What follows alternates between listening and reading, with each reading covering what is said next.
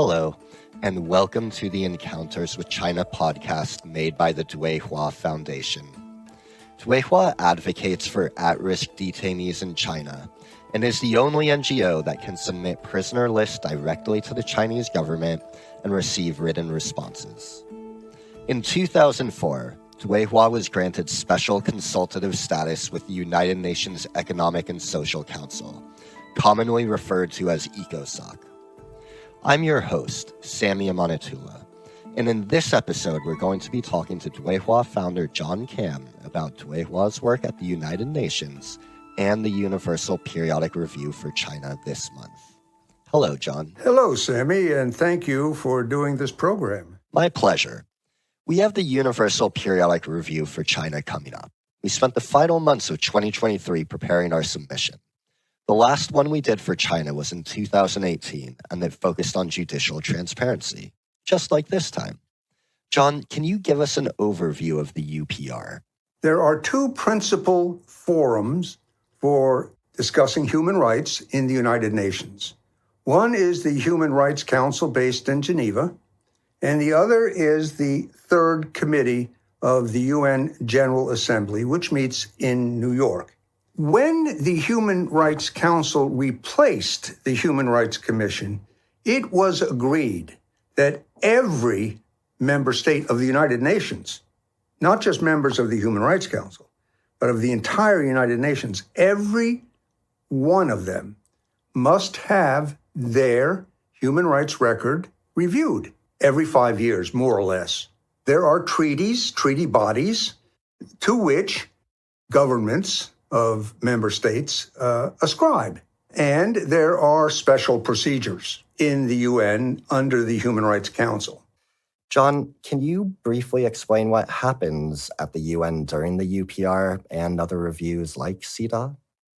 It's a 5-week session. It happens 3 times a year. And as it turns out, China's Universal Periodic Review will take place in January.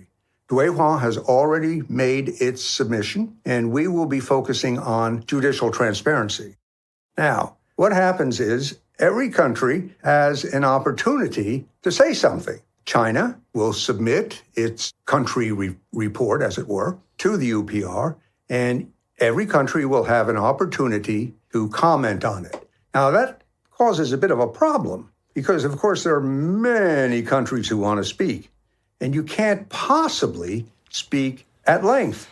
That's such a frustrating situation. It's something that we dealt with when we were going through the CEDAW review, which, for those who don't know, refers to the Committee on the Elimination of Discrimination Against Women, or its accompanying treaty. As you know, in those events, you have a lot of government-sponsored NGOs or gongos that are trying to make positive comments in addition to some of the things that NGOs might be more critical about. Moving on, why did Dui Hua decide to pursue ECOSOC status? So in June of 2004, President Ronald Reagan passed away. I was going to New York, really to see family primarily, but I was given a meeting, an audience, with the Chinese ambassador to the United Nations, a really seasoned, experienced diplomat by the name of Wang Guangya. Wang Guangya invited me to come, and he also brought in his staff. And I just mentioned to him on the spur of the moment that I'd like to get special consultative status. And he said, okay, I will support you. And then he looked around the room and he said, if any of these people give you a hard time, you let me know. Well, let me tell you what, they didn't give him a hard time. So he said he would help. And I have a very dear friend who worked for the UN, and she got me in to see the person in charge of the NGO committee. And so I show up.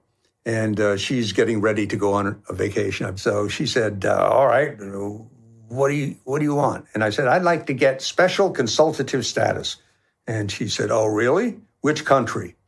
And I said, China. And she said, forget about it. You're never going to get that. And I said, as a matter of fact, I just came from a meeting with the Chinese ambassador. And he said he would support me. Well, I mean, she practically fell out of her chair because China does not usually support NGOs who want to get special consultative status to work on them. No, they don't like that at all.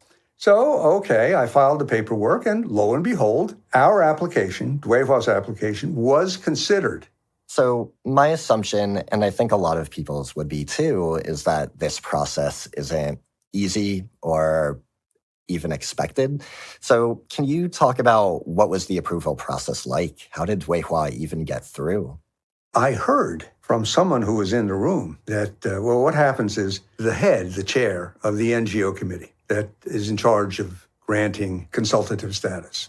And what they do is, I think there were 180 names. And so what they do is they read the name and then they ask this, Dui Hua Foundation is applying for special consultative status, and they would use the status to work on China human rights.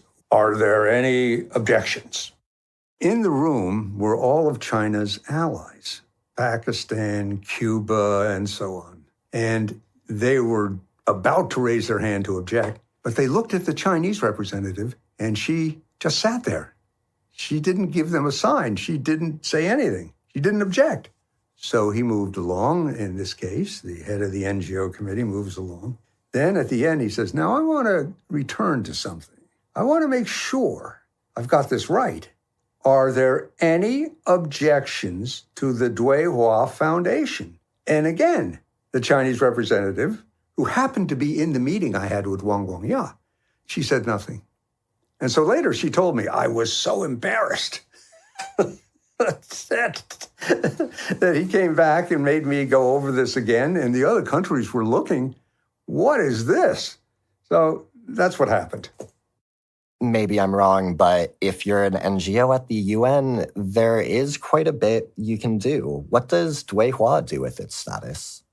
We use it a lot, and of course you know this because you have participated in such things as CEDAW, Committee on the Elimination of Discrimination Against Women. So what we do is we make submissions, and then we are invited to say something about our submission. So again, you went and you made a submission on women in prison, which I was told we were the only ones who did that. And so that was very welcome. Got a lot of attention.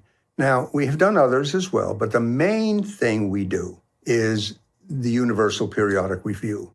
We have made a submission to every one of them, and we carefully prepare it.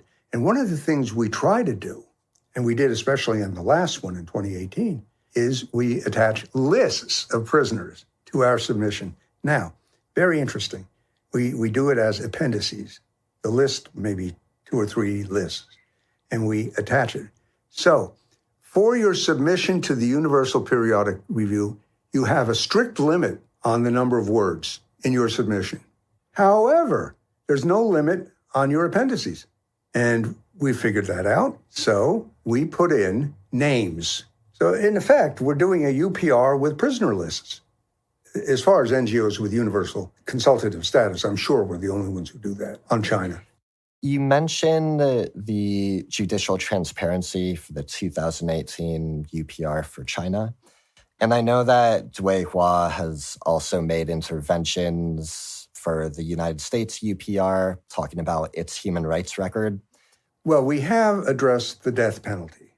We make submissions to the U.S. UPR, and of course, the U.S. and China are one of the only major countries that still practices the death penalty. I think Japan does too, but Russia doesn't. We're really an outlier, I must say. I'm very, very sorry to have to say that. We also have excellent relations with the special procedures, including the working group on arbitrary detention. And we have managed to help secure the opinion of the working group on arbitrary detention for a couple of American citizen prisoners. And we're working on others, including Mark Sweden.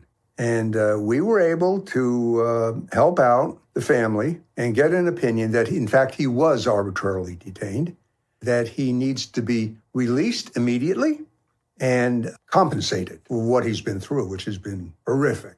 Now, I have to stress here, just because we get the UN working group to make such a ruling or an opinion, it doesn't mean that the country has to do anything. In this case, China didn't pay any attention at all.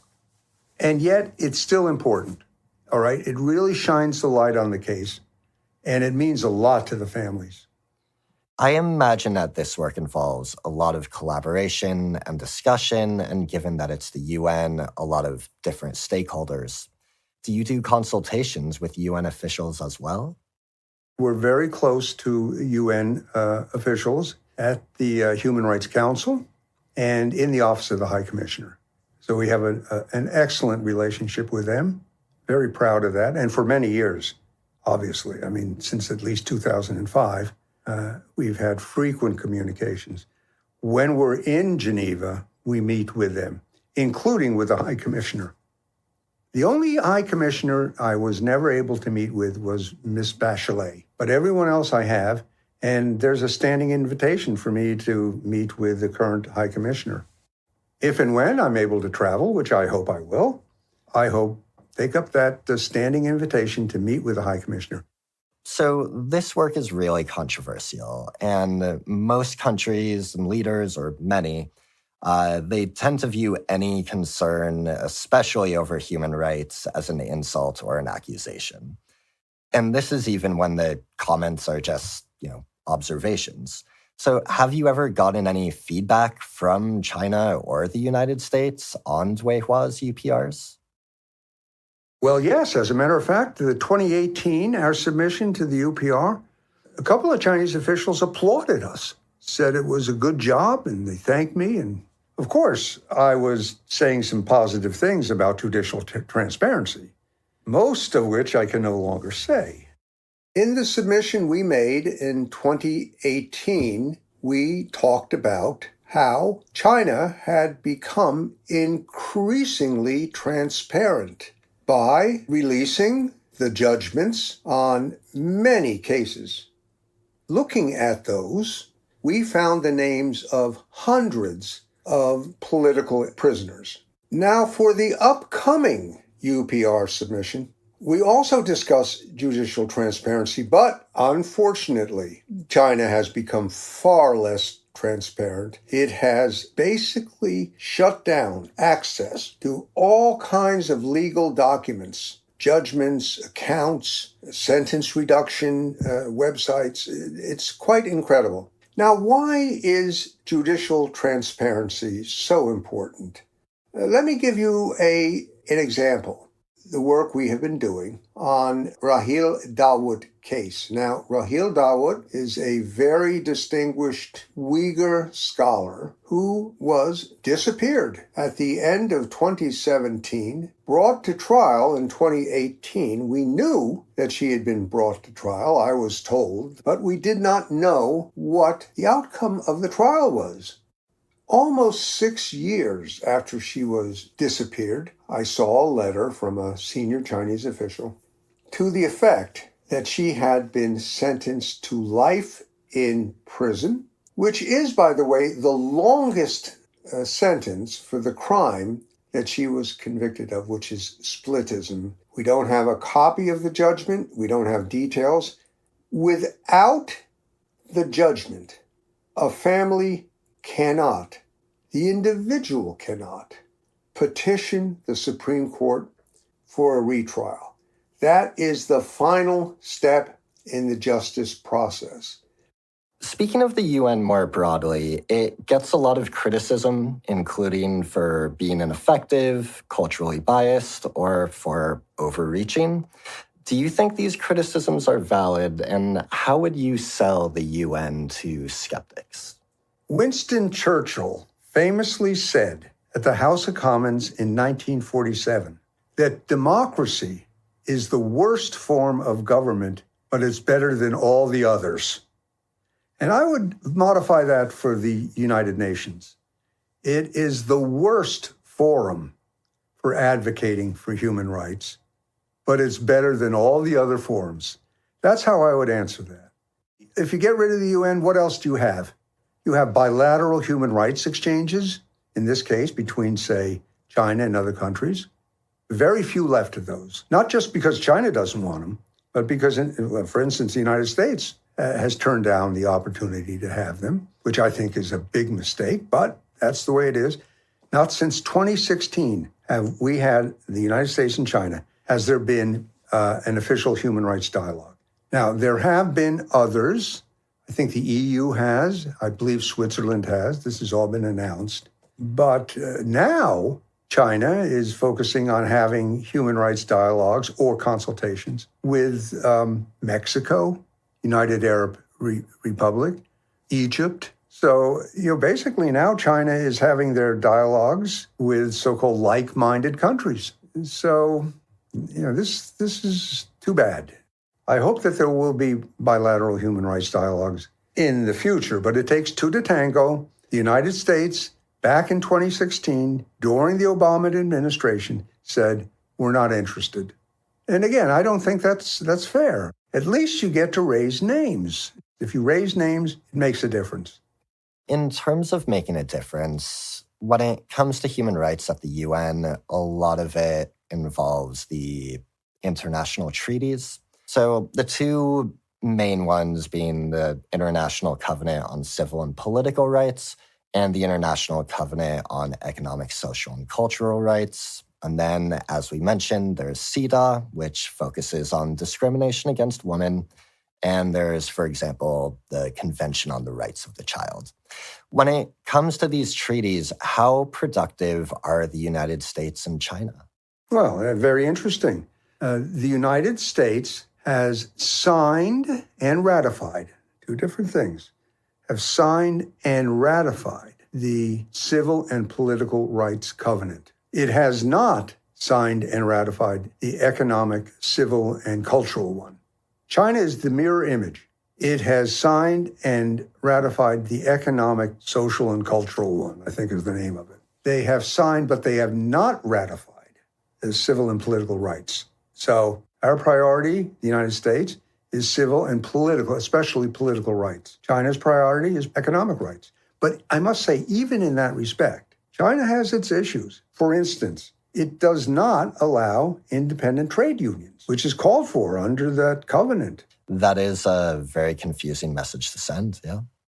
So the U.S.-China relationship, especially over the past year, has involved a lot of back and forth and trading accusations about human rights violations, especially at the UN. And I mean, this has happened to the point that other countries have expressed quite publicly that these disputes make it hard to get anything done. Are there ways for the U.S. and China to cooperate at the United Nations? And what topics or issues do you think they could work on together? Okay, here's another kind of a pet peeve of mine. The United States is one of, I think, 5 countries, including North Korea, by the way, that have not signed or ratified the Convention on the Rights of the Child. I'd like to see the United States do that. It's a shame that they haven't done it. And so I would like to see other countries, including China, push the United States to sign that and to ratify it. It's really unthinkable that they're not doing that. Other areas, and I've already talked a little bit about this, are women in prison. Dui Hua did a international symposium in Hong Kong on this in February 2014. Both the United States and China were in attendance, including the UN too. Both countries have said that they want to incorporate the so-called Bangkok rules. I haven't seen a whole lot of progress on that front, but that's one area that certainly the United States can. So, juvenile justice, women in prison, rights of the disabled. That's another area where, in fact, the U.S. and China used to have a dialogue just on that. So these are areas where there can be some cooperation. Well, John, thanks so much for speaking with us, and thanks to our listeners. You can find our submissions on our website, www.duihua.org. Go to resources, go to testimonies, and you can find our submissions there. And you can also find our submissions on the United Nations Human Rights Council dedicated website for universal periodic reviews. And remember to subscribe to this podcast and Dui Hua's publications to stay updated on U.S.-China relations and Dui Hua's work. Thank you, Samy. It's been a great pleasure to talk with you today.